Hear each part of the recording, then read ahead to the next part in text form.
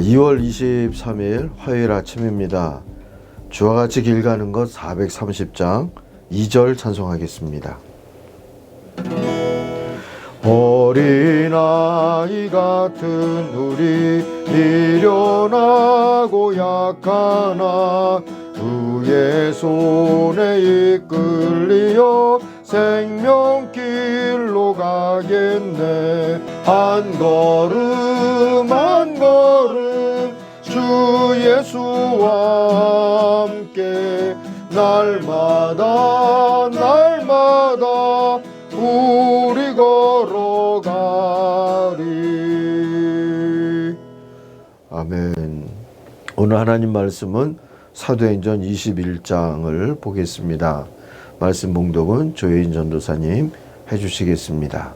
우리가 그들을 작별하고 배를 타고 바로 고스로 가서 이튿날 로도에 이르러 거기서부터 바다라로 가서 베니게로 건너가는 배를 만나서 타고 가다가 구브로를 바라보고 이를 왼편에 두고 수리아로 항해하여 두로에서 상륙하니 거기서 배의 짐을 풀려 함이로라. 제자들을 찾아 거기서 이래를 머물더니 그 제자들이 성령의 감동으로 바울더러 예루살렘에 들어가지 말라 하더라. 이 여러 날을 지낸 후 우리가 떠나갈새 그들이 다 그 처자와 함께 성문 밖까지 전송하거늘 우리가 바닷가에서 무릎을 꿇어 기도하고 서로 작별한 후 우리는 배에 오르고 그들은 집으로 돌아가니라. 두로를 떠나 항해를 다 마치고 돌레마이에 이르러 형제들에게 안부를 묻고 그들과 함께 하루를 있다가 이튿날 떠나 가이사랴에 이르러 7 집사 중 하나인 전도자 빌립의 집에 들어가서 머무르니라. 그에게 딸 넷이 있으니 처녀로 예언하는 자라. 여러 날 머물러 있더니 아가보라 하는 한 선지자가 유대로부터 내려와 우리에게 와서 바울의 띠를 가져다가 자기 수족을 잡아매고 말하기를 성령이 말씀하시되 예루살렘에서 유대인들이 이같이 이 띠임자를 결박하여 이방인의 손에 넘겨주리라 하거늘 우리가 그 말을 듣고 그곳 사람들과 더불어 바울에게 예루살렘으로 올라가지 말라 권하니 바울이 대답하되 여러분이 어찌하여 울어 내 마음을 상하게 하느냐.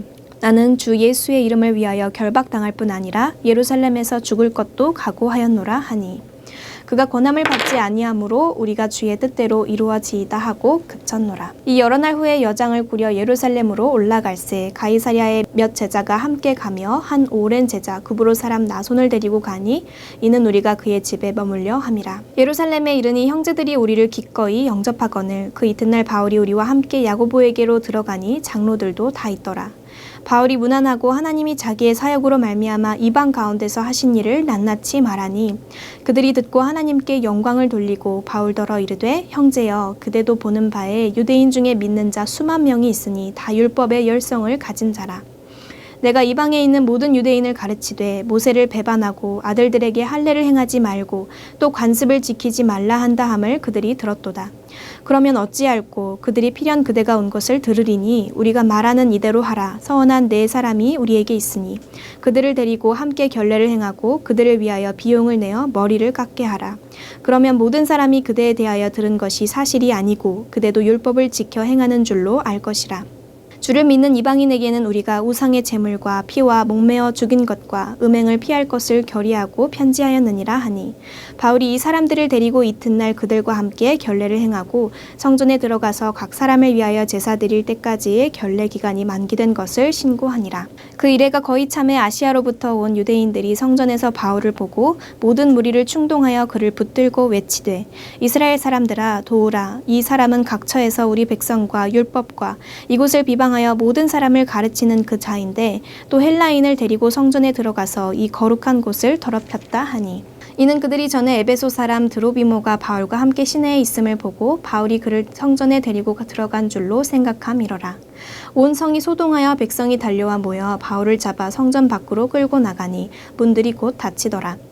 그들이 그를 죽이려 할 때 온 예루살렘이 요란하다는 소문이 군대의 천부장에게 들리매 그가 급히 군인들과 백부장들을 거느리고 달려 내려가니 그들이 천부장과 군인들을 보고 바울 치기를 그치는지라.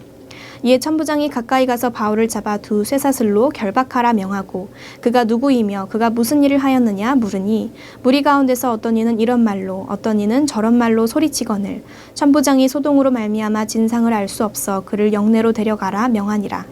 바울이 층대에 이를 때에 무리의 폭행으로 말미암아 군사들에게 들려가니 이는 백성의 무리가 그를 없이하자고 외치며 따라가 밀어라. 바울을 데리고 영내로 들어가려 할 그때에 바울이 천부장에게 이르되 내가 당신에게 말할 수 있느냐 이르되 내가 헬라 말을 아느냐. 그러면 내가 이전에 소요를 일으켜 자객 4,000명을 거느리고 광야로 가던 애굽인이 아니냐. 바울이 이르되 나는 유대인이라 소읍이 아닌 길리기아 다소시의 시민이니 청컨대 백성에게 말하기를 허락하라 하니 천부장이 허락하거늘 바울이 층대 위에 서서 백성에게 손짓하여 매우 조용히 한 후에 히브리 말로 말하니라. 아멘.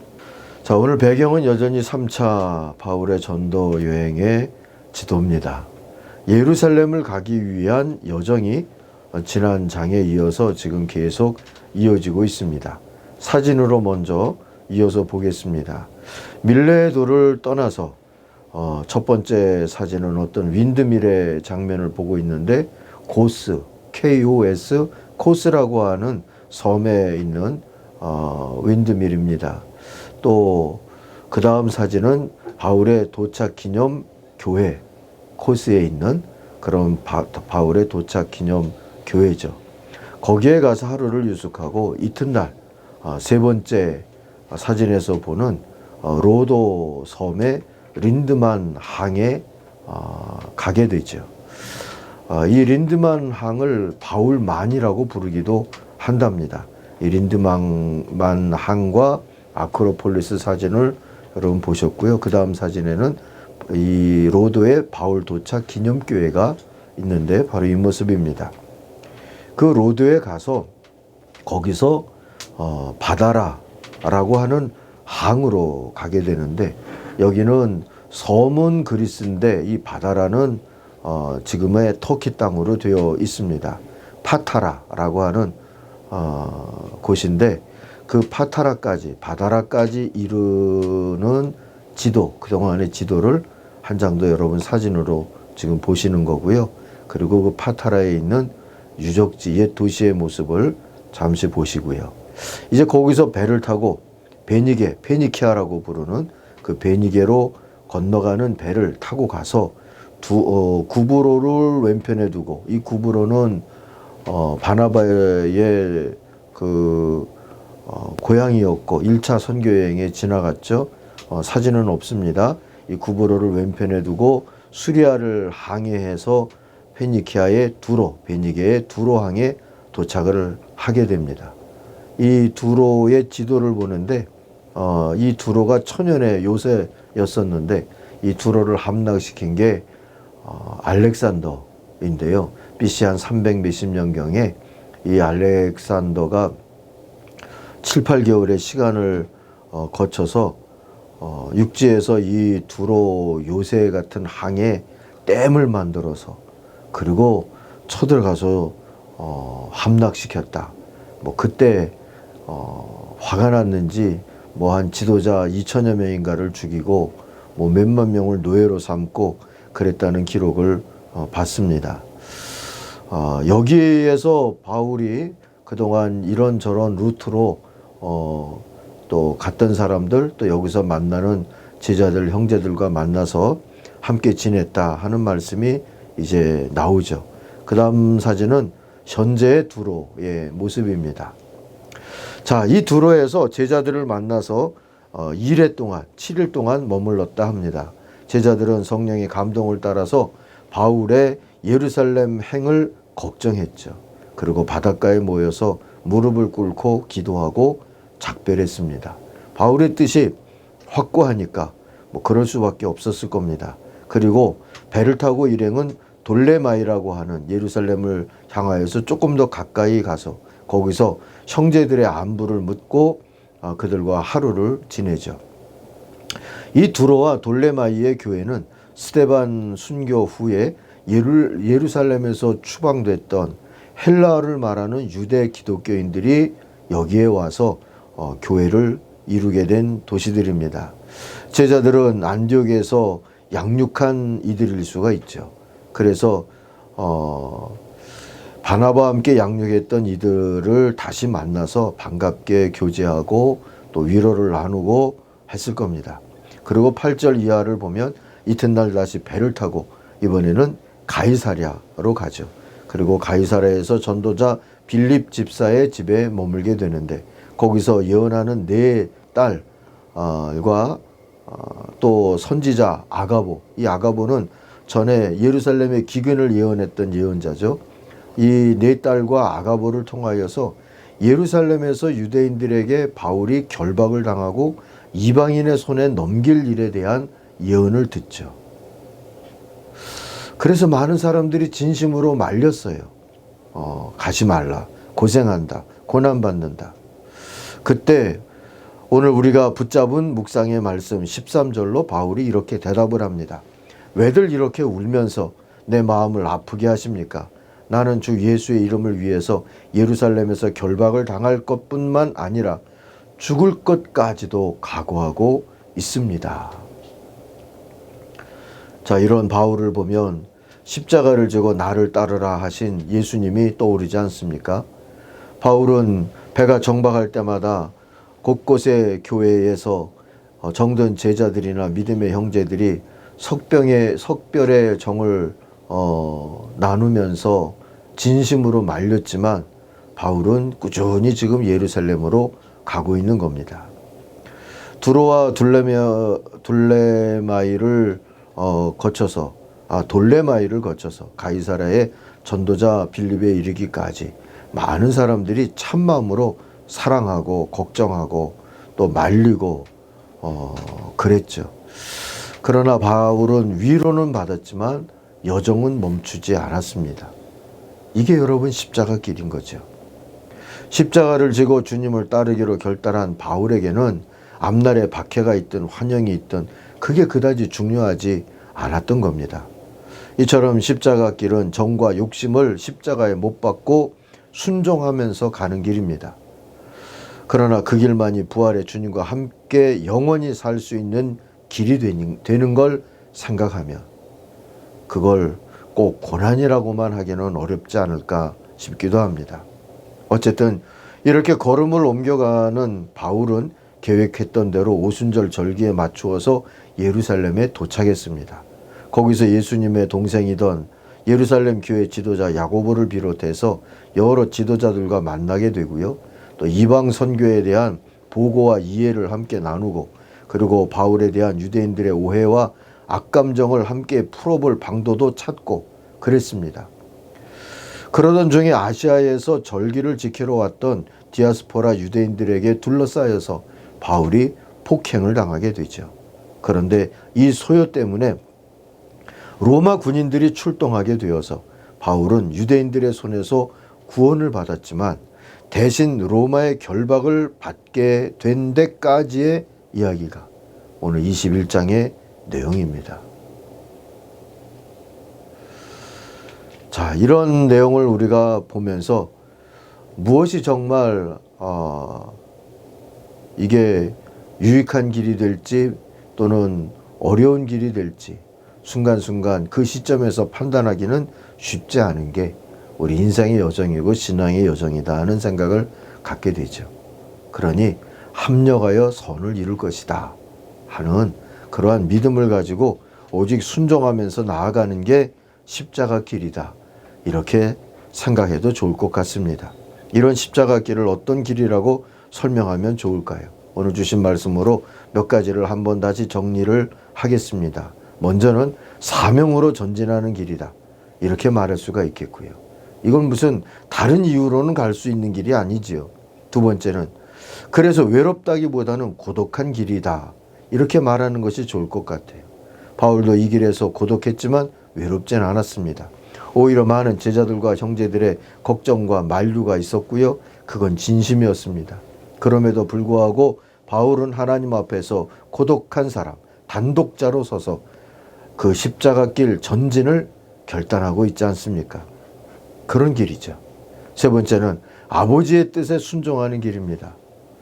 그러기 위해서 나의 편안함과 나의 소망 같은 것들은 버리는 길이어야 하죠. 그러므로 십자가 길을 무슨 고진감래나 또 권선징악의 길로 이해하는 것도 그다지 바르다 할 수는 없습니다. 그 또한 우리의 바람이기 때문이죠. 겟세마네 동산에 주님의 기도를 기억하십시다. 내 원대로 마시고 아버지의 뜻대로 하옵소서. 그렇게 아버지의 뜻대로 가는 주님의 자녀된 걸음입니다. 네 번째로 죽음을 무릅쓰는 길이 십자가 길이죠. 바울이 체포된 직접적인 계기를 보면 29절에 에베소 사람 드로비모와 함께 있다가 그를 성전에 데리고 들어갔다, 이렇게 오해를 받았기 때문입니다. 사실 성전에 드로비모를 데리고 들어가지는 않았거든요. 드로비모가 누굽니까?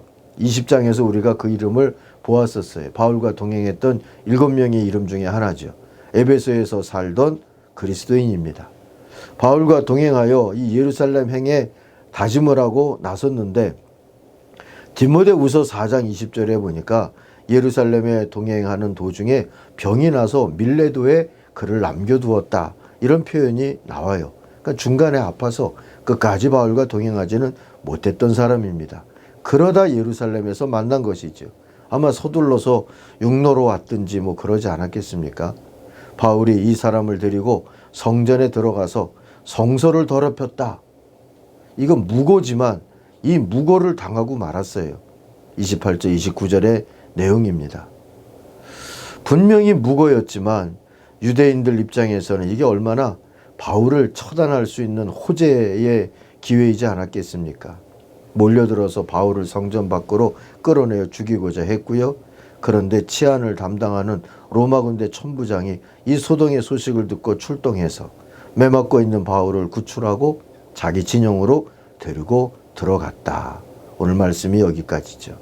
그리고 이 일로 바울이 순종했던 십자가 길은 새로운 선교의 길이 됐어요. 물론 한참 뒤의 일이지만 이 걸음으로부터 로마로 갈 수 있는 길이 열렸기 때문에 그렇게 말할 수가 있습니다.